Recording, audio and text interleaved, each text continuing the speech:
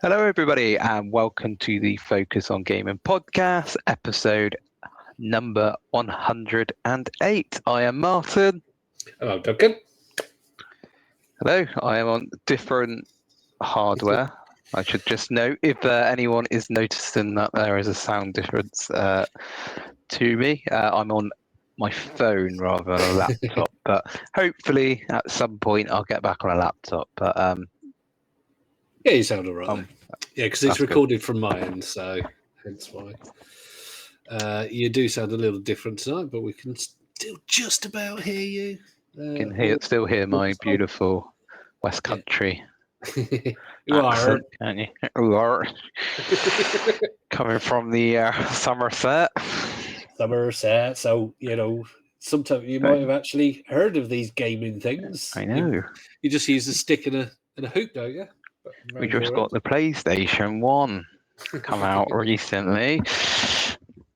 No. It's like the if anyone, I don't know, from the States, it's like somebody from Wyoming, I think. Yeah, the Deep South, maybe. I don't know. Yeah, or the Deep South. Well, in is the there any marshes.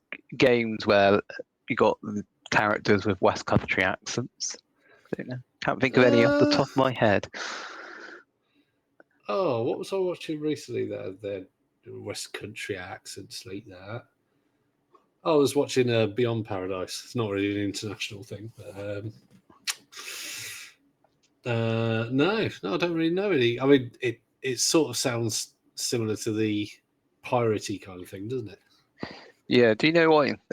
Just a little trivia. Blackbeard, who is a very famous pirate, Yeah.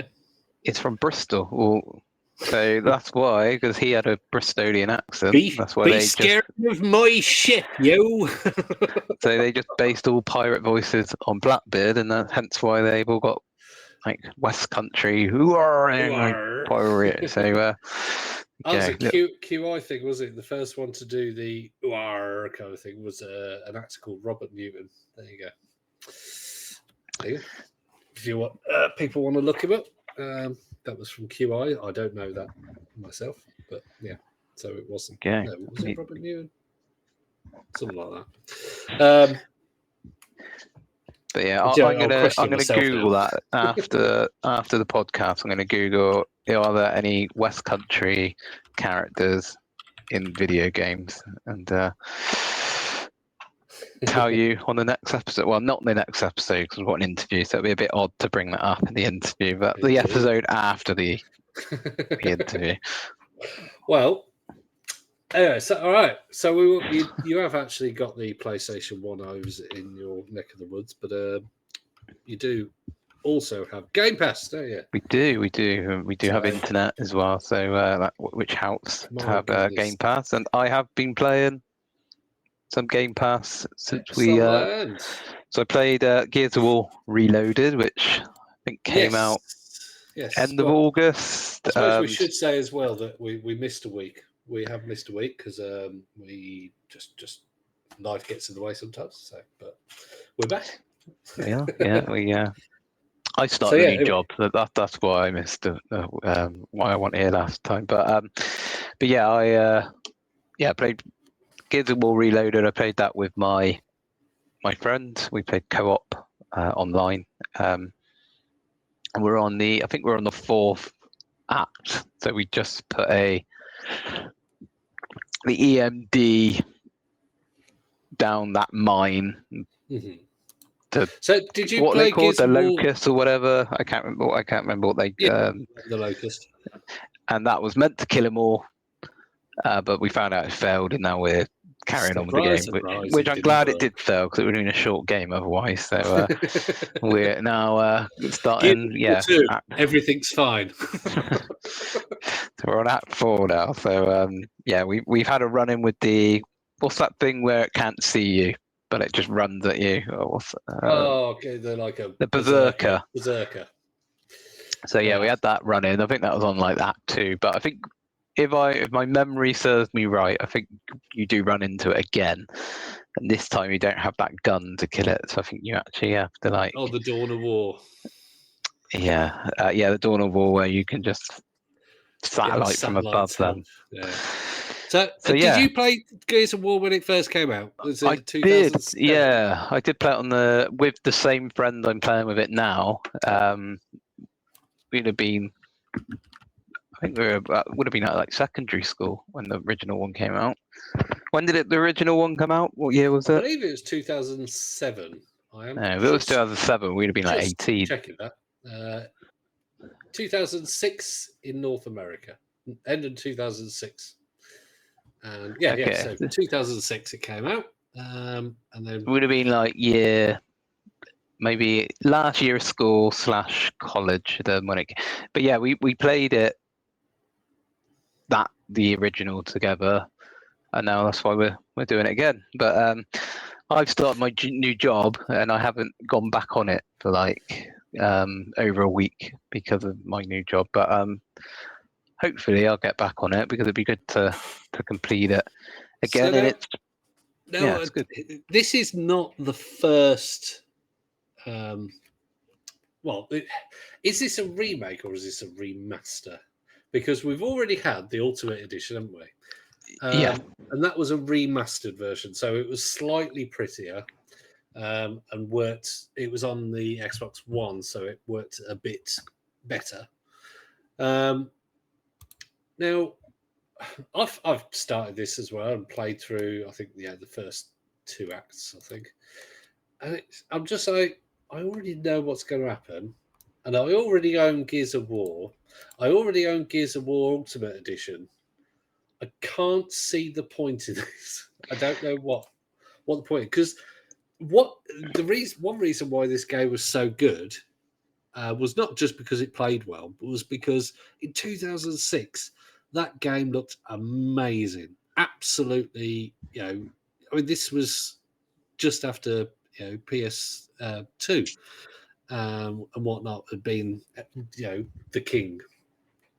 So to see something that looked that good was just amazing. And then Ultimate Edition brought it up to date and, better frame rates and all this kind of thing. And it looked slightly better. And then this one, yes, it does look nicer. I'm not saying it doesn't, but you don't see. Yeah, I mean, I didn't play the Ultimate Edition. I wasn't even aware because I saw the Reloaded and I was like, oh, like I was really excited because I was like thinking like, oh, finally you get to like. But then they said they've added like new things to it. Mm-hmm. But then I realized it was just there is the Ultimate Edition, and I was like, why didn't I know about this? So I've been looking forward to this date, and me and my friend have been like talking about it for like building up to it, and we could have just played it months, a year, like or however long the Ultimate Edition's been out for. So I don't know. I can't really compare it with the Ultimate Edition, but yeah, it does seem like they've just redone remastered a remaster or whatever. I was going to say, it sounds like I'm moaning about it. They have made it so if you own the Gears of War Ultimate Edition on the Xbox, the Reloaded is free. So if you own a digital version before they if you own the Gears of War Ultimate Edition before they announced Reloaded, you get Reloaded for free. So it's a free upgrade. So in that respect, fantastic, great. But it's a game I played through in 2007-ish. It's a game that I played through in 2016, maybe something-ish. I don't feel the need to go through it again. Yeah. But at the end of the day, the multiplayer is a fantastic multiplayer game. Sort of small but quite open maps where you can jump out and shotgun people. It's great fun. Good fun with friends. And as you're finding out, you can play it co-op for free. Yep. It is just 2-player co-op, is it? Is it no more? I think it was Judgment. I think you could play 3-player co-op. Don't quote me. Yeah, it's just 2-player. And I think my friend is playing it on the PS5. I might be wrong because he's got a ROG Ally, which has got Game Pass on it, so he could be playing it on the ROG Ally, but because I know it's it. both on the PS5 and the Xbox, isn't it? I think it is on the PS5 because I remember him saying about the buttons. So, but yeah, we haven't played it since the 360. So, unlike you, we are getting there are things that we forgot. So there was a bit where you had to go in the light, or otherwise the birds, all those whatever those things come from the sky, and I totally forgot, and I just walked out, and I just instantly died, and then I was like, Swarm? They just call it the swarm area or something like that. Yeah, those black birds. So it's a fantastic game. and it's a good game then, and it's a good game now, and you can play it on PlayStation. It's just I have no problem with it. It's great. I think the fact that people can buy these games, but it is still weird seeing Forza and Gears of War, iconic Xbox games on PlayStation. It is weird. I think it's great. Personally, I have no. I'm very supportive of it. Yeah, there's no need for gatekeeping, but hopefully, PlayStation will return the favour at some point and allow Xbox to play like Gods of War and Spider-Man. Spider-Man. See, if they bring Spider-Man, that would be good. There was a PlayStation Studio game, wasn't there? They announced for Xbox. Oh no, it's come out, isn't it? Helldivers 2. No, I haven't ever played Helldivers, so it was very popular though on PlayStation, or is still very popular on the PlayStation, isn't it? So. And obviously as well, another one is Metal Gear Solid Delta. It's not a Sony game, but that was a PlayStation game originally, Metal Gear Solid 3. So the fact that they're bringing that's gone to pretty much all platforms. It's pretty cool. So Gears of War Reloaded, fantastic game, is on Game Pass now. I think bringing it to PS Plus would just be a salt in the wound, really, wouldn't it? So but you never know, because PS Plus this month is Psychonauts 2, one of the new games, which of course is made by Double Fine, who are an Xbox studio. It's not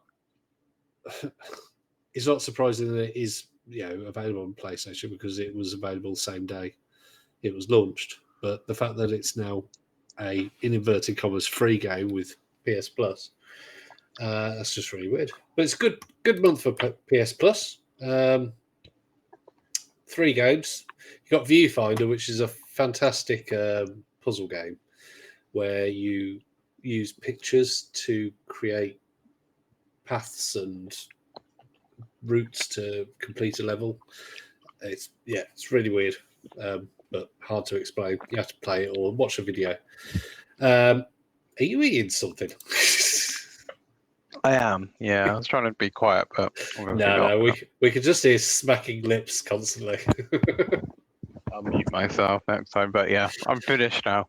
And then Stardew Valley, fantastic game. Better on PC because you can mod it, but still a fantastic game, even vanilla version.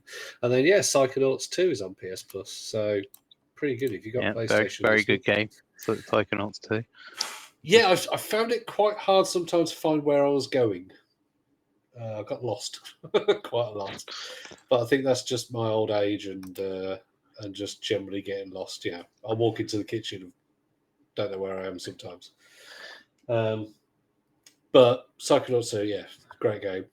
What I've been playing, because it's just come out onto EA Play, and so therefore Game Pass, is Dragon Age: The Veilguard. Oh yeah, I just see that, but I haven't played it yet. Yeah, so obviously it got so many on the Gaming Dads group that we met on. We had to put an announcement out in the end because the amount of people that were sort of go, oh, it's woke rubbish. It's like, just shut up. Just the amount of stick it got. And I played it, and I have absolutely no idea what all those idiots were on about. Because it is a Dragon game, Age game. At the end of the day, it is. Is it as good as the first one? Absolutely not. Is it as good as the second one? Absolutely not. Is it as good as Inquisition? Yeah. Inquisition had bigger open worlds, but that was also its problem because the worlds were too massive. But so although I'm going about that, like people being prats basically, but the game isn't as good as the first one. There are some niggles to it, but it's a Dragon Age game. You get to choose things and select the direction that your characters interact with each other. A lot of the quests are go here, pick something up, go here, pick something up, or talk to somebody. And it's not linear. There are sort of open levels, I would say, rather than worlds. But you'll be walking along, and there'll be a little nub on the world, and you'll think, "Oh, I'll go up there because there'll be some gold or something." And it's never interesting when you go exploring. It's never interesting. It's just a little bit of gold round a corner, or you go around there and there's a memento that you got to upgrade the caretaker in the lighthouse, or you go around the corner and there's a chest with some random, low level thing. It's never a sort of go around the corner and find a secret mission that gets hits you in the feels or anything like that. All the missions are marked on the map, so all you have to do is click on the relevance level and go to the exclamation mark. There's no discovery. It's all very handheld by the sound of it. Yeah, which you know me, I like that. And so I am enjoying it. I am probably about 15, 20 hours in already. Maybe even more. Don't know. I'll have to have a look. But yeah, it's not a terrible game. If the first two Dragon Age games, whichever one you prefer, are the best two, and they are maybe a 9.5 and a 9, whichever one you want to give. And Inquisition was an 8 out of 10. Then this one is a 7 or an 8 out of 10. It's still a good game. But is it as good as the first two? No. But that doesn't make it a 1 out of 10. There is one annoying character on it, not because their character is annoying, but because their voice actor is annoying. It's this one called Nev, and she just talks like this, and she's English, and so she talks like this, and I don't know, it's like they've got, I haven't looked up who the voice actress is, but it's like they've just got somebody who maybe is a name for something and isn't actually a voice actor, and their voice is quite bland. I hope she doesn't listen to this podcast. Oh, I hope not. But I think one thing is, I think her voice probably wasn't casted. I think it was miscast.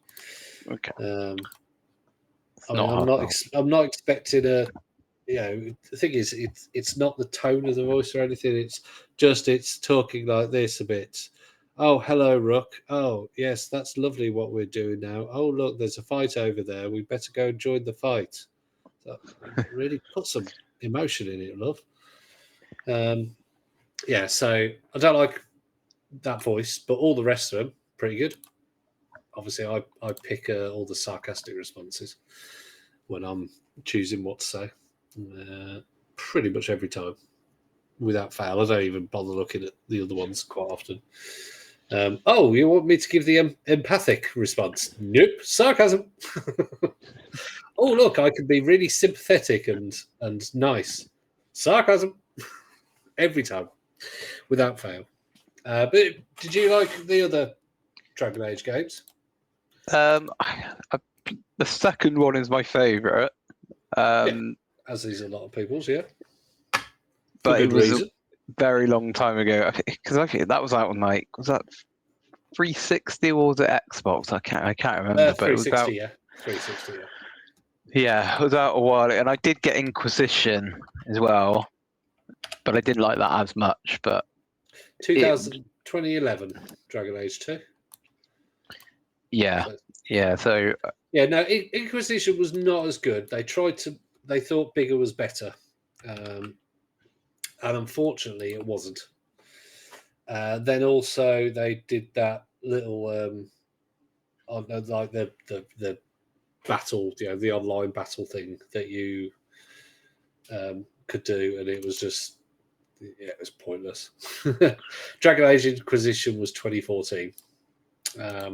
And bigger wasn't better, but this Dragon Age Valguard does carry on from the story of Inquisition.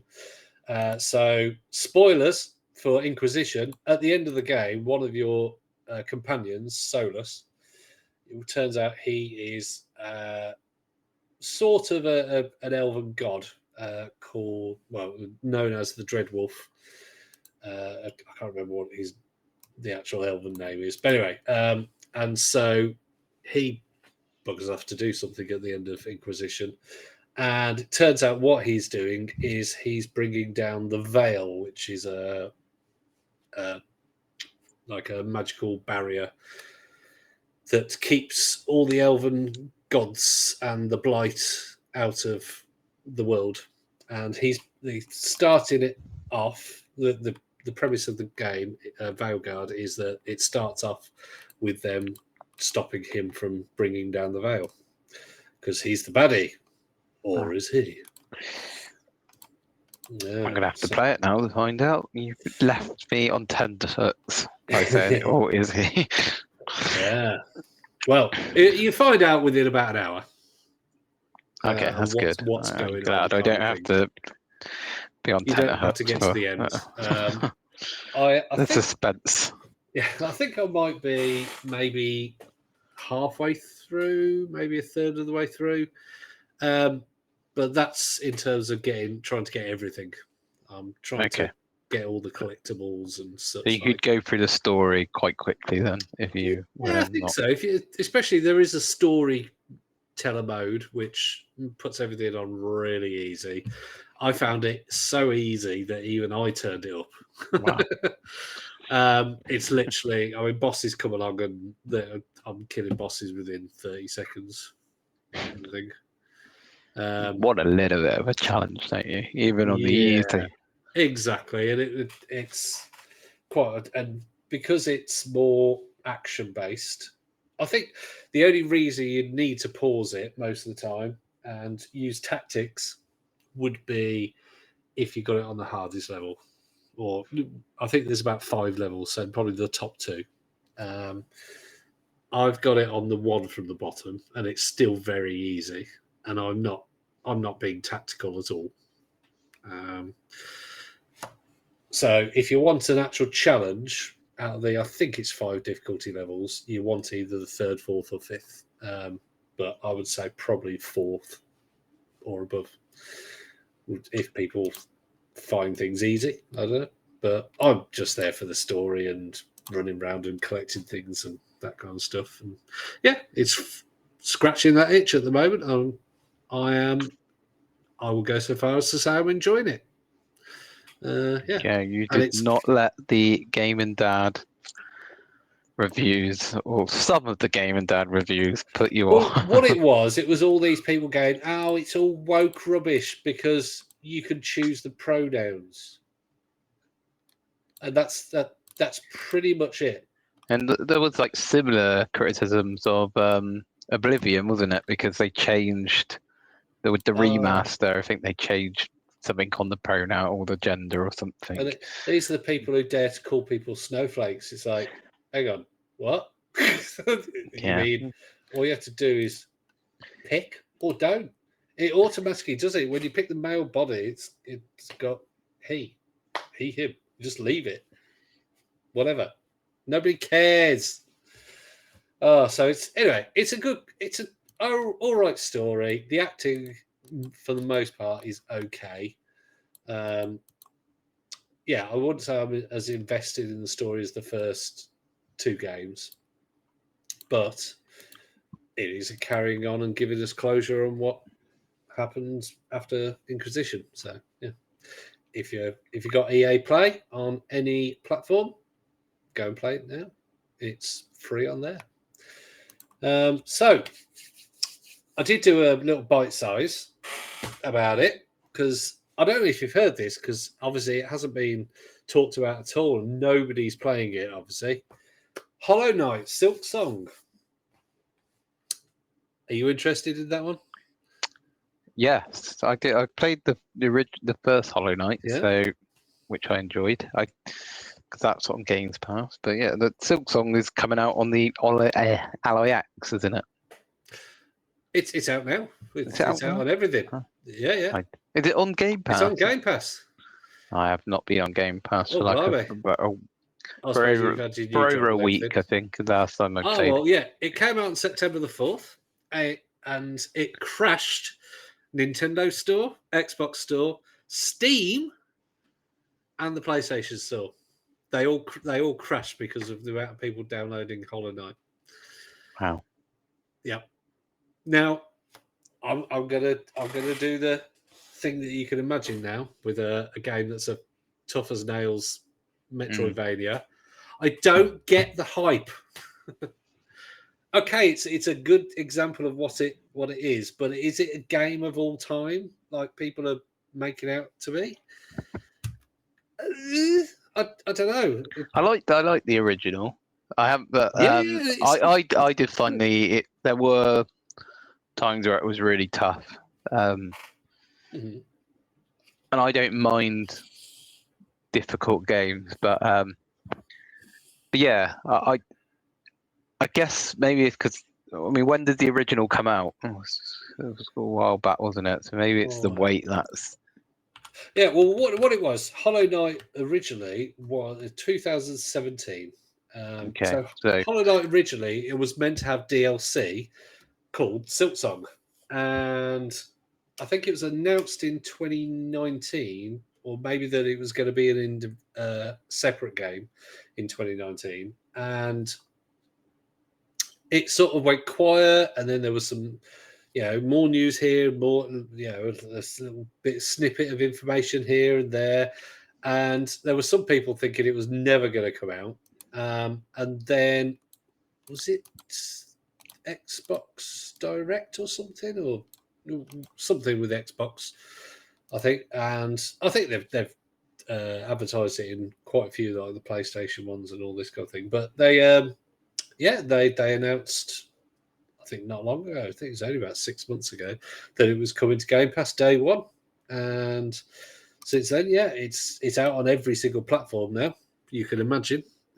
Probably even play it on the Game Boy. But so it's getting. Funny enough, there aren't that many reviews from the big, your IGNs and all that kind of thing, because it's such a big game. And I think they weren't given review copies early enough. They weren't stopped from having reviews or anything like that, but they weren't given review copies early enough to do a good review. But there have been many reviews coming out in the last 3 days. And, pretty much I think all the people who thought they'd love it are loving it. So if you liked the original Hollow Knight, I think you're going to love it. It's I played it for about 20 minutes and then realised it was not for me. I'm afraid. Talking about very good games, I did play Inside as well. So after the last episode, I spoke about Limbo, and then Duncan made me aware of Inside, which I wasn't. I didn't really know about. He said it was the same. Same developer, Playdead. Yeah, so looked into it on Game Pass as well, and I those two games are up there on like some of the most enjoyable games that I've played ever. And they are amazing games. Yeah. the only criticism is that they're too short, because, which I say is a criticism, but it's also a positive, because at this moment in time, my life is really busy. I've got like 3 young children, new job. So playing a game you can just sit and complete it over about 3 or 4 hours is quite nice. But because I enjoy it so much, I'm always a bit like, oh, once it's finished. But you feel a bit empty, don't you? Yeah, and they've only released those 2 games. I just they have got another game in development, I okay, believe, but when that's coming out, nobody knows. Because this has been out a while. So Yep. I as soon as they release a new game, I'll be playing it as soon as I possibly can, because there hasn't been many games where I've struggled to put it down. In terms of, there's games that I really enjoy, but I'll be like, okay, yeah, put that down, go on it again. But these ones, I've been like, okay, I'll put it down because it's 2 in the morning and I need to go to sleep. Yeah. So Inside Out, I both of them are made. I think I enjoyed it more than Limbo. I think you could tell it was like their second game, because there were things in Limbo where it kind of didn't make sense, and it was just sort of just guessing or trial and error. Whereas you didn't get much of that in Inside. It was like proper puzzles where you actually think, oh, okay, yeah, I can work. I can see how that's were tricky to work out, but once you've done it, it wasn't like I don't really know what I did, but it was all sort of well thought out. And yeah, it's just an amazing game. And the ending, I like the ending when you become, because you spend the whole game, both Limbo and Inside, you spend the whole game feeling really vulnerable because anything sees you, you're instantly dead. And then spoilers for Inside. Yeah, it's been out a while, but you turn into this big ball of bodies, and yes, it's like just this massive blob that you then just got arms and legs coming out, and everyone screaming and running away from you, and you yeah, it's I would play. I'm not someone like, there are people who will play games over and over again because I don't usually do that, because I'm like, once I've played a game, unless it's like years later or it's been remastered, I won't really play it again. But I could see myself playing both Limbo and Inside again, because they're very just simple but expertly crafted. I think that's the thing with them. They're really simple games, but to play, but they're crafted so well to make you just get that little bit further and work out something relatively easily. But sometimes you might be like, oh, where am I going to go, or am I going to push this somewhere, or jump here, or it's just very. They're Danish apparently. Playdead are. They're based. And like, it's 4 hours of pure, like, there's no boring bits in the game. Like, you'll do one bit, and then you'll be on to and you'll be excited to be thinking, okay, what's going to be the next sort of puzzle I need to. And they manage to keep the game sort of. There's no bits where I'm like, oh, like, there's certain games you're like, oh, I got to do this bit, and like you sort of, it's more of a chore than actually. Yeah, but I've got some good news and some bad news. They are working on another game, but their current project is a third-person science fiction adventure set in a remote corner of the universe. Wow. There you go. They've gone a bit different to what they've been doing with the 2D platform. Yeah, they're looking for a lot of like 3D environment artists, VFX artists, QA testers, graphics programmers, gameplay designers, level architects, system programmers, technical lighting artists, blah blah blah blah. So they're even looking for a technical director. So they're after a lot of people at the moment. So I can't imagine that, seeing as they haven't even announced the name of it, I can't imagine it's going to be anytime soon. I mean, their games hang on, let's see when those two. They're very. I think one came out in 2010 and 2016. Yeah. So it has been 9 years since Inside came out. But Limbo is on everything. It's on Android, iOS, Linux, Mac OS, PS3, PS4, Vita, Windows, Switch, 360, and Xbox. So, blimey. Inside is on most of those as well, just not on Android, Linux, PS3, and Vita. Oh, and 360.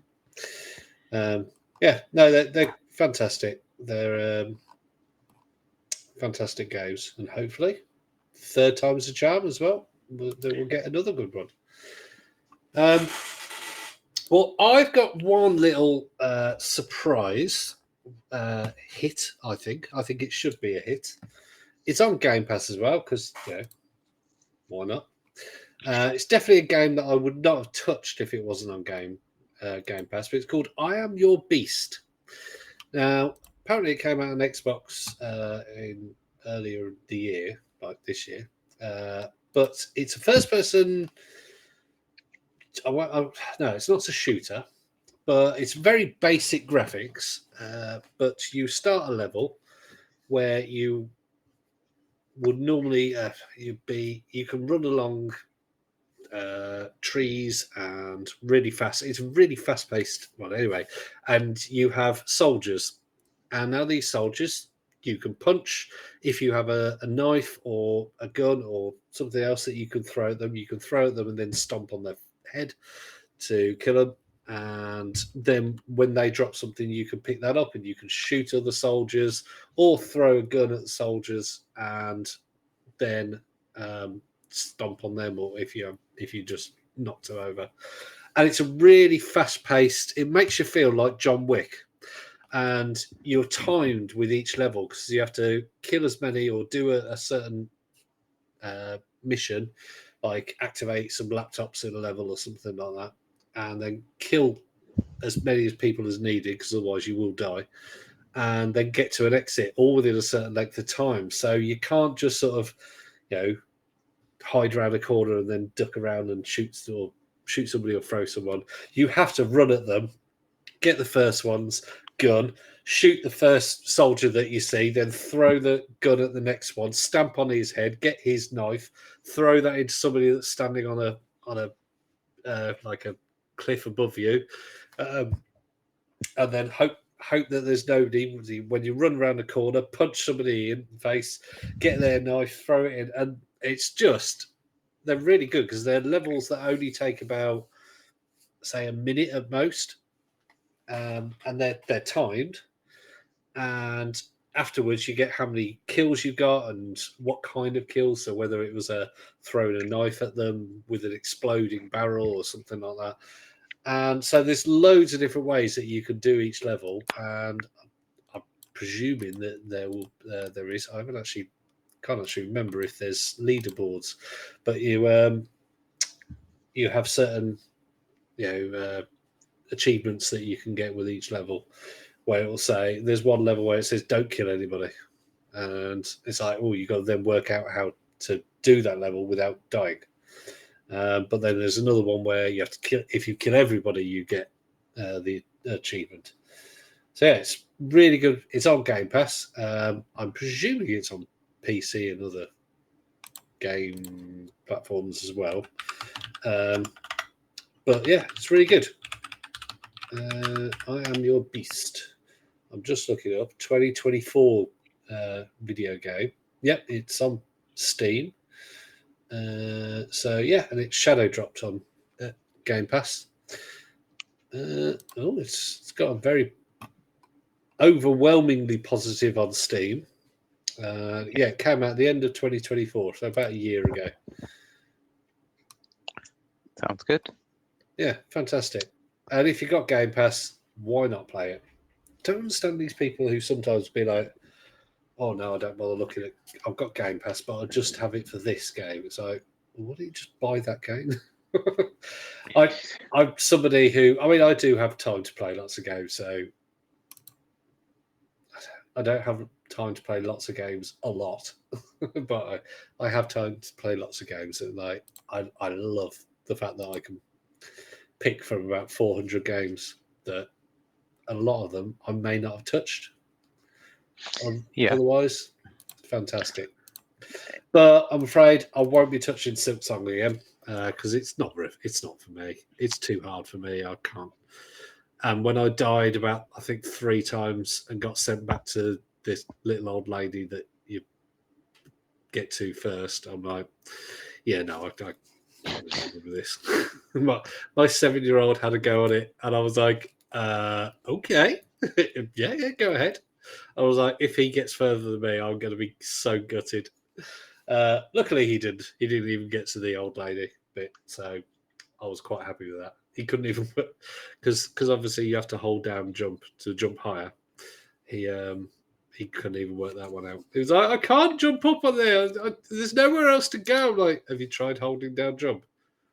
Oh yeah, it was good. Oh, and since the last episode, I think I have completed hurdling, which I think we talked about on the last episode, didn't we? Do you remember hurdling? No. Or maybe was the last episode with Tom? I think it was with Tom. Oh, okay. So there's a game called hurdling as well. If you like, it's also very short. If you like Inside and Limbo, you might actually like hurdling. It's basically there's no speech or anything. You're a kid and you wake up in a city and you find these things called calicorns. You find one of them and you have to herd it.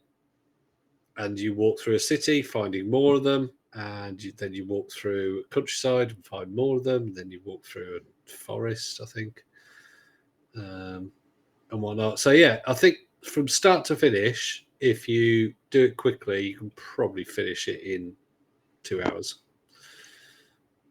Easily, I think. Actually, yeah, you can definitely finish it in about 2 hours. My type of game at the moment. Yeah, and also similar to Inside and Limbo, no speech, just the sounds of the world that you're in. And the ending is up for interpretation, I think. I don't know. But yeah, it's not some deep and meaningful story. It's just this kid nicely herding these animals. Yeah. I can tell what, I can't remember if there was a story now. I'm sitting there thinking, what was the ending? And the ending, yeah, but I won't go into what the ending was. But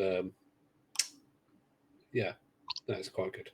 It's a nice game, very very relaxing, and there's no point. You can stampede the animals, but there's no point that that feels particularly rushed, or B that you particularly have to. There's only like one bit I think where you have to stampede them. And even the bits where you have to stampede to go up ice, you can go around the ice if you want. Yeah, so no, that's another good game. I think if you want something that will scratch your gaming itch for a few minutes and you haven't got much time, yeah, enjoy that. Thanks. So, there hasn't been much news that we wanted to really talk about, was there? There was, though,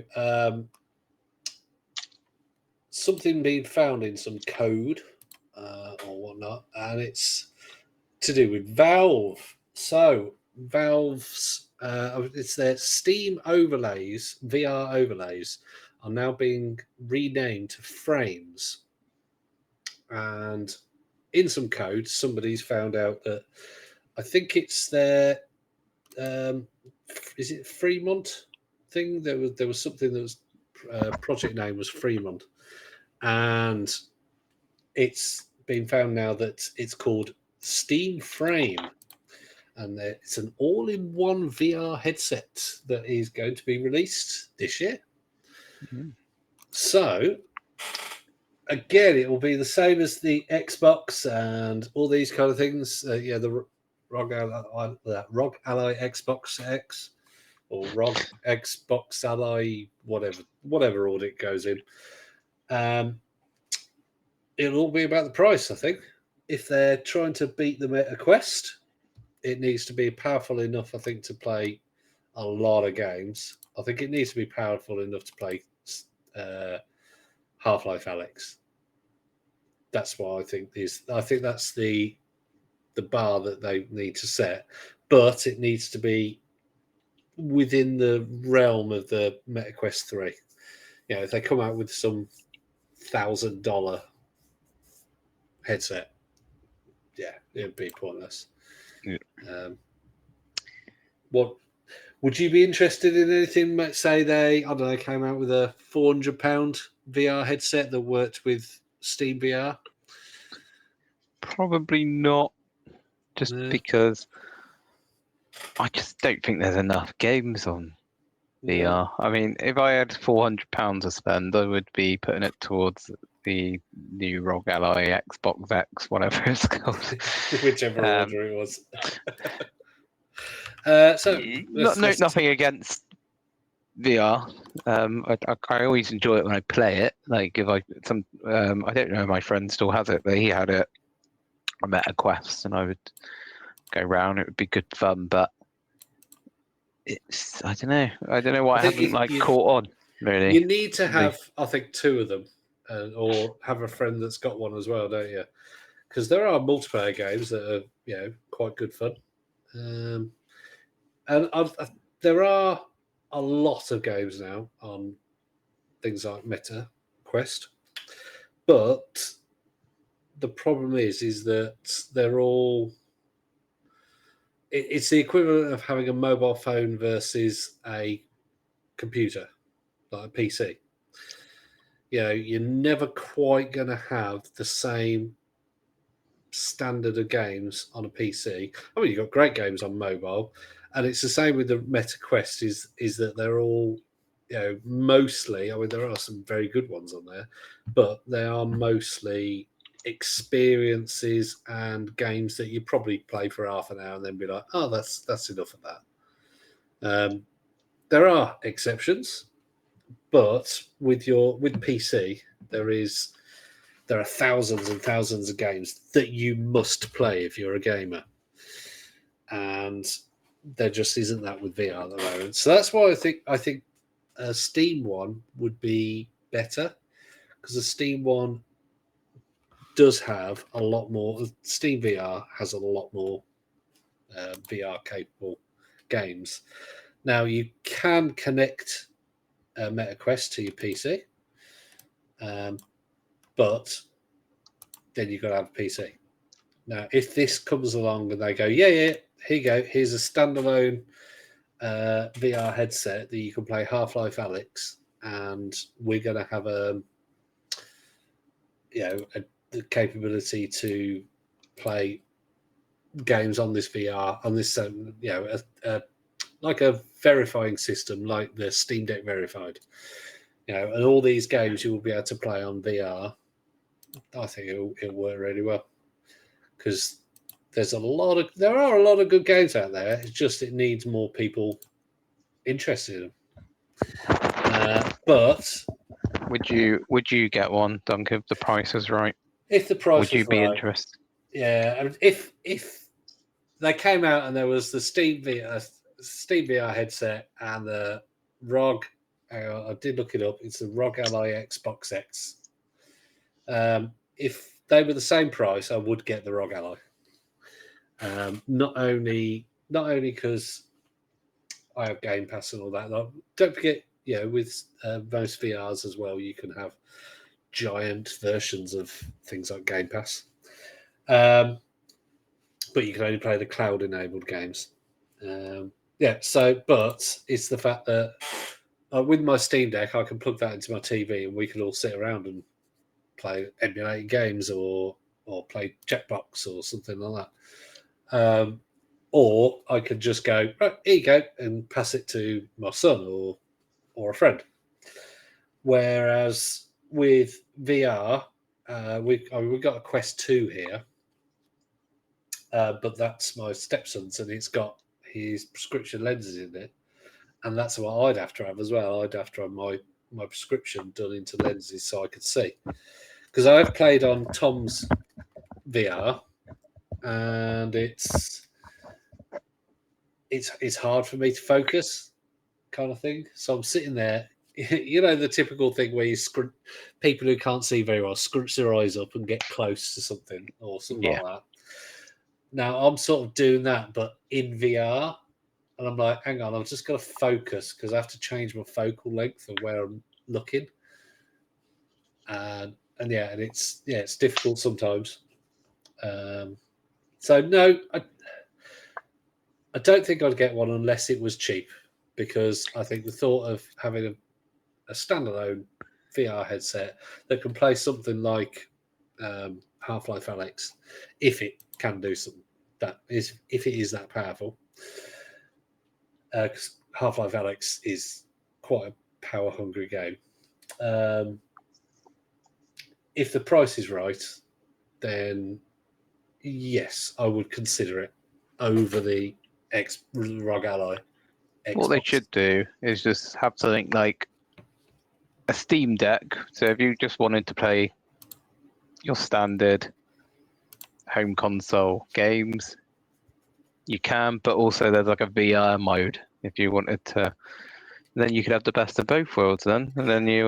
Most VR headsets you have that where you can play non-VR games, but they just appear on a screen, and you can either have it where it's directly in front of you wherever you're looking, or you can have it where it puts it on the wall or something like that, and so it just looks like a giant TV. So you could play like your AAA. Yeah, so basically, I could sit in a room with you while you're playing Xbox, and if I had the headset on your TV, I could position like me playing a game on a screen, but it would cover the screen that you're playing on. So it would look like we're both playing the same thing. Yeah, or it looked like we were using the same screen for two different things.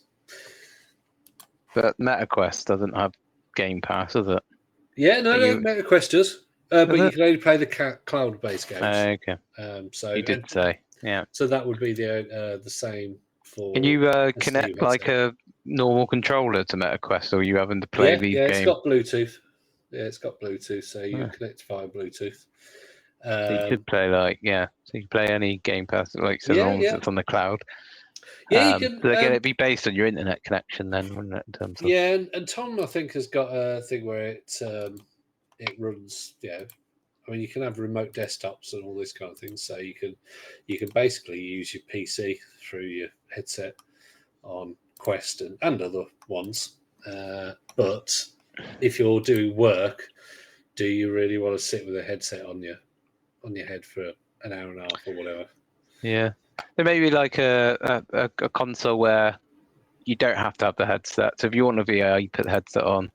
But then you can also take the headset off and just play like a bog standard.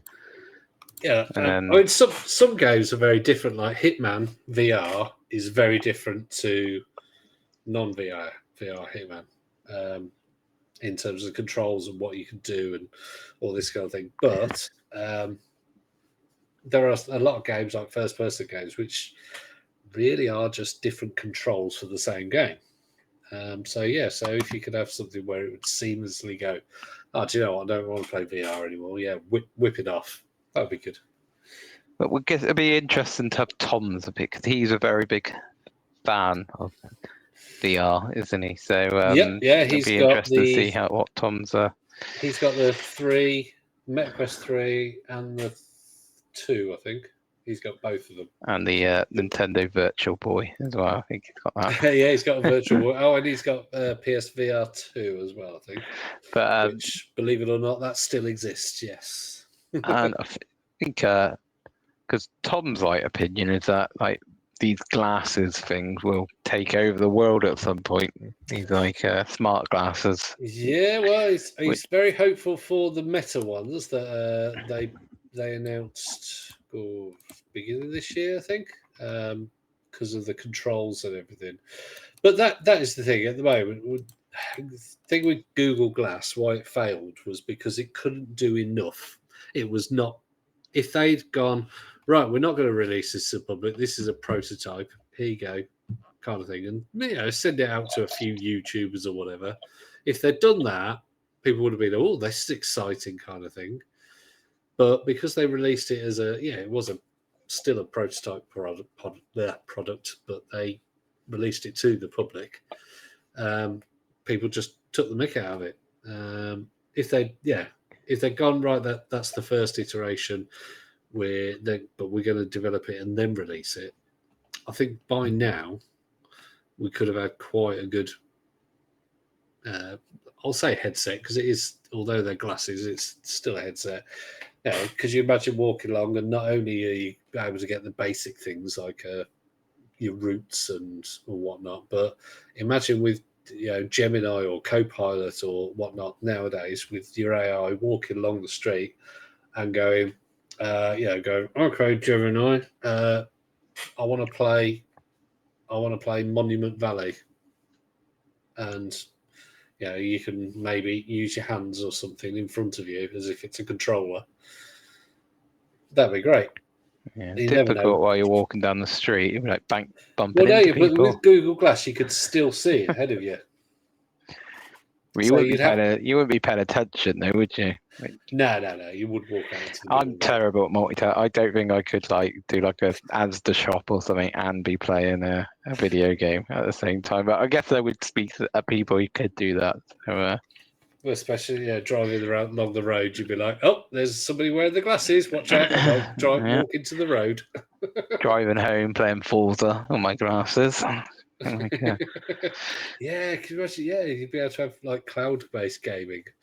Yeah, having a controller in your bag, sort of thing, and just sitting on the train or on the bus. You'd miss your stop, but yeah, you'd be sitting there playing Forza just for your glasses. That'd be great fun. That would. Right. Well, we have actually nattered on for an hour about what we've been playing. I know. We haven't even done any subjects. We just what we've been playing and a tiny bit of news, and we've chatted for an hour. That was indeed. We can talk for England. In fact, we could probably talk for any country. 108 episodes of us talking like that. So, how many hours? A lot of hours. Well, roughly, just I would say probably about 100 hours. Yeah, 100 hours of talking. My goodness. I reckon we go on a lot. We have to do more than an hour. I reckon it's more. There has been some that have been more, but I think actually no. Yeah, I think quite a lot over now. So probably over 107 hours. Yeah, actually, yeah. Oh, yeah, definitely. About.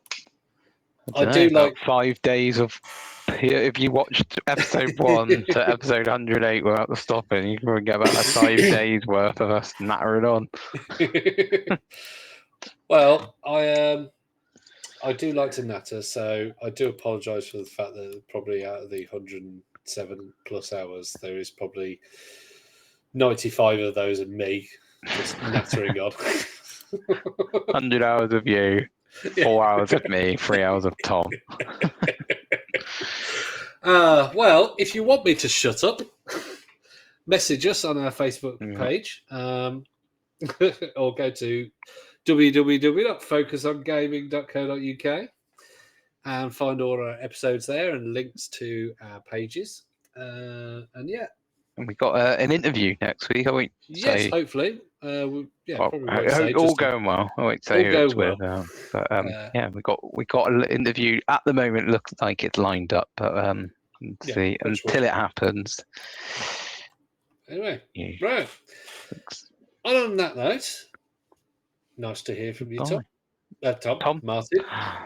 Yeah. Sorry. And yourself. And we will see you on next episode, 109. Yeah. Right. Bye.